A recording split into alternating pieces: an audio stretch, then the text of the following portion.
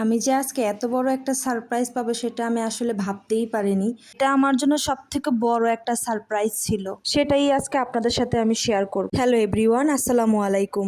সবাই কেমন আছেন? আশা করি সবাই ভালো আছেন। আমিও আপনাদের দোয়ায় ভালো আছি, আলহামদুলিল্লাহ। আপনারা সবাই জানেন যে আমার আম্মু খুবই অসুস্থ ছিল, যে কারণে নিজের জন্মদিনের কথা একেবারে ভুলেই গিয়েছিলাম। আমি ভুলে গেলেও আমার আপনজনেরা কিন্তু ভোলেনি, তারা ঠিকই মনে রেখেছে। তাই তো তারা সারপ্রাইজ প্ল্যান করে, আমি কিছুই জানতাম না। তাই তো তারা আমার স্পেশাল ডেতে স্পেশাল খাবার হিসেবে পাতলা খিচুড়ি আর ভর্তা খেয়েছে। তাতে কি, এতেই তারা হ্যাপি ছিল। আপনজন বলে কথা।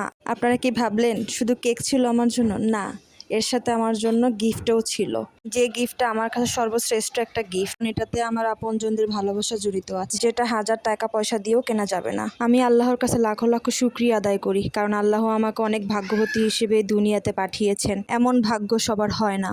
আমি আল্লাহর কাছে সবসময় চাই আমার পরিবারের জন্য কারোর নজর না লাগুক। আজকের দিনে আমার মা আমার কাছে পাতলা খিচুড়ি আর ভর্তা খেতে চেয়েছিল। অসুস্থতার পর থেকে আমার মা কিছুই খেতে পারে না, না মাছ খেতে পারে, না মাংস খেতে পারে, না কোনো ধরনের তরকারি ফল টল কিছুই খেতে পারে না।